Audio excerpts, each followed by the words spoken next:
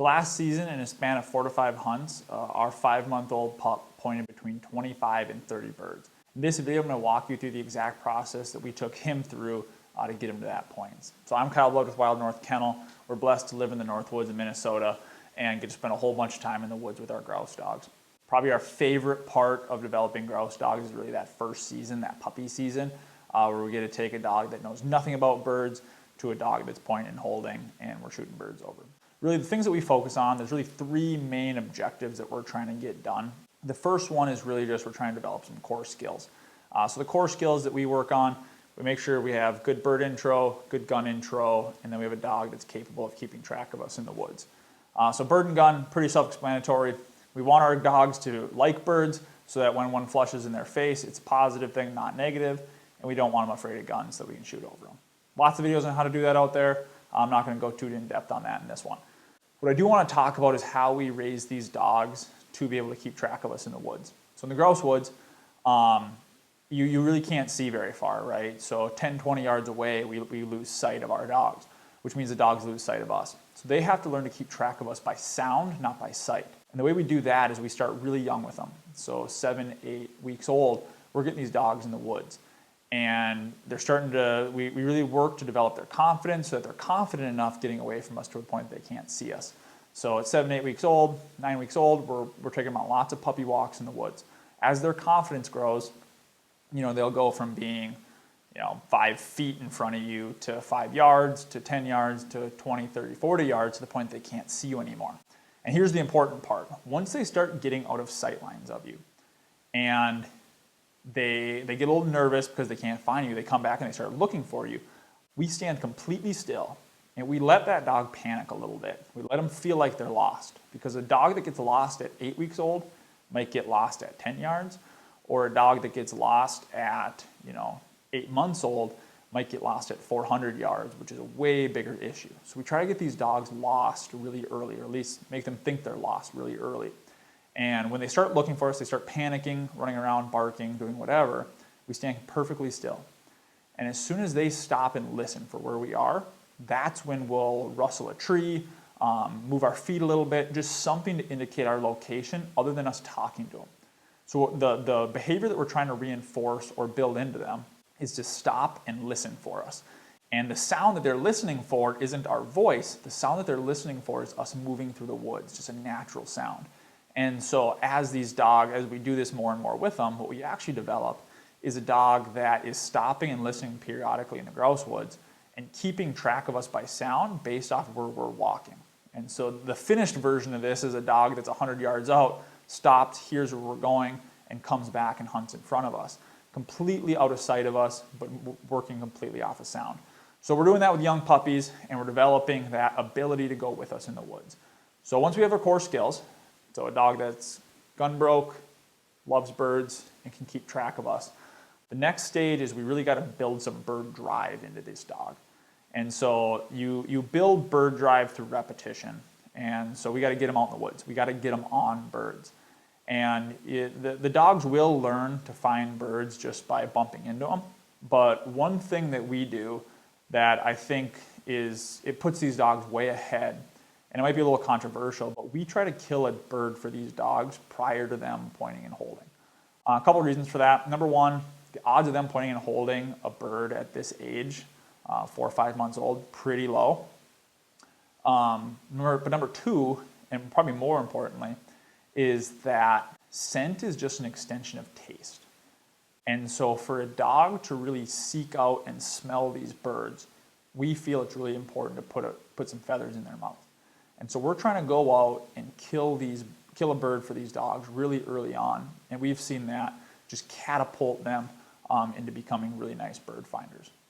Okay, so now we got a dog that actually likes birds and has a lot of drive to find wild birds. So what's the next step? The next step is they have to learn to point him. And to learn to point him is a pretty long process. So there's really 7 stages that these dogs go through as in their journey to learn to point and find birds. So the first one is, first they have to learn that they exist. Second is that they have to learn where to find them. So they learn that they exist by us taking them out and shooting one for them or whatever it takes. And then they start looking in the areas that those birds actually live, and they start bumping into them and finding a lot more. So they have to learn they exist. They have to learn where to find them. Once they learn where to find them and they start moving them quite a bit, the stages that they go through usually starts with them being what we call, they're behind the flush. And so they're in the right stuff, they're smelling the birds, but the bird's getting out and flushing before the dog even knows. And the dog still works and never actually produces the bird that they see. So the bird's getting out in front of them. Stage 2 is they're close enough to the bird to actually see it, and so they're engaged with it and they chase it. Stage 4 is that's where you start getting like flash points. So a dog will catch scent, it'll stop momentarily, and then it'll keep working. We call that a flash point. That's just some of the natural instincts starting to come out in them, recognizing that they're catching scent. The next step after the flash point is they'll actually point and hold for a little bit. So they'll point and hold for 5, 10, 20 seconds. That's a really good indication that that dog understands that bird pretty well, and it's able to sit there, hold it, and then it chooses to break and actually bump it.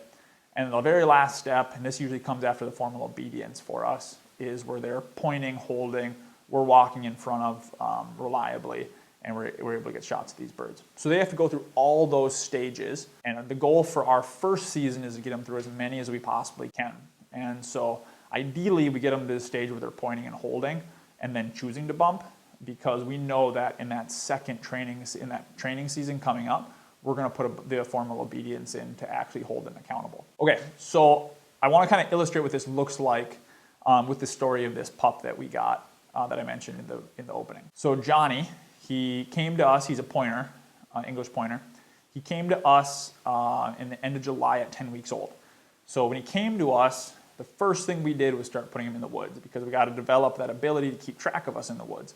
And so he was going on walks probably 4 to 6 nights a week, pretty short, 10, 20 minutes, because he's still a little dog. Weather's hot. We're not trying to burn him out. We're trying to make it a good experience. So as he developed, we got to the point where we broke him on the gun, did bird intro with him, all that stuff, so that we had it behind us. And then by the end of August, I would say, he was getting pretty confident. Pointers can be a little confident anyways, so he was starting to push 30, 40 yards away from us, and we were stopping. He was getting lost, he was coming back, and he was really learning to keep track of us pretty well. Now, for some safety reasons, come September, we opted to kind of collar condition his recall, so we at least had the ability to pull him back. We really didn't use it very often, only in situations where we were getting to roads or something like that, just a way to keep him safe more than anything. But really when we were running him, we weren't using that collar at all. We were letting him naturally stay with us. Mid-September starts, season starts, and we're running him pretty much 5 to 7 nights a week, depending on how weather and stuff is. And he's having a great time in the woods, but really not moving any birds with him. So he's enjoying the woods, he just doesn't know how to find birds yet. And we kind of struggled, truthfully, to get that first bird on the ground for him. It took us a couple of weeks to really get a good opportunity. The night that we finally were able to, it was a perfect night, nice and cool. Leaf drop has just started, and we had a lot of birds in the area. And so we took him to a really good piece of cover. One that, like, you take an older dog to, you're probably going to move like 15 to 20 birds. But in the first 45 minutes, we moved 0. Johnny did not have a single find in 45 minutes in good stuff.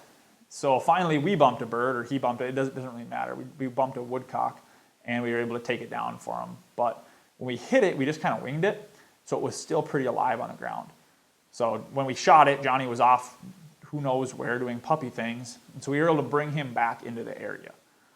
It took him 15 minutes of just running around to find this woodcock that was on the ground. Now, it was 15 minutes because he wasn't looking for birds. He was just having fun out in the woods. But once he found it, he was actually able to put some feathers in his mouth. He went on for the next 30 minutes, because we had to get back to the truck. In the next 30 minutes, he moved 10 birds. So think about that. 45 minutes, 0. 15 minutes of looking for one, so a full hour. And then in 30 minutes, he moved 10. So the birds were there the whole time. He just wasn't finding them. So when that switch finally flipped for him, and he knew that there was birds out there to find, the pieces started to come together really fast for him. So in the next hunts, he started going through those stages of, being behind the flush, bumping, chasing, flash pointing, really fast because he was finding birds at a pretty high clip. Most nights we were going out and finding, 10 to 15 birds with him. So he's getting a ton of repetition. And then kind of in the later part of the year, the pieces kind of came together and he started pointing. And he was pointing long enough for us to get up to him, actually walk past him. Not every time, he would still break sometimes.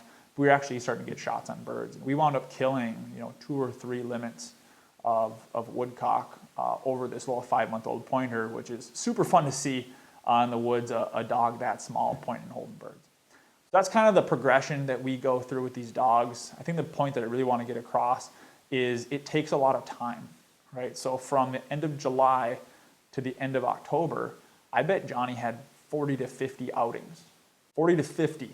And really in the last 5 to 10, I would say, is where we finally got some production out of it. So it takes a long time. And there's a lot of frustration. I mean, it sounds like a nice story when I just say it here, but during the time, there was a lot of frustration, a lot of nights that we were in great stuff with no movement on birds. Lots of nights where the gun just stayed in the truck and we just worried about just running this dog. So it was definitely, it's a long process. Once you go through it a few times, you kind of know what the end goal is. But it can be really frustrating. It takes a lot of time. But at the end of it, now we have a dog who's less than a year old who really understands birds well, going to point, hold. We're going to put him through some formal obedience this next year, and he should be a really nice grouse dog for many years to come for us. So that's kind of the progression we go through with these dogs. If you kind of want to know what that second year looks like, what the formal obedience looks like, I've made a video that kind of goes through that you can check out here. Otherwise, appreciate you watching. Thanks.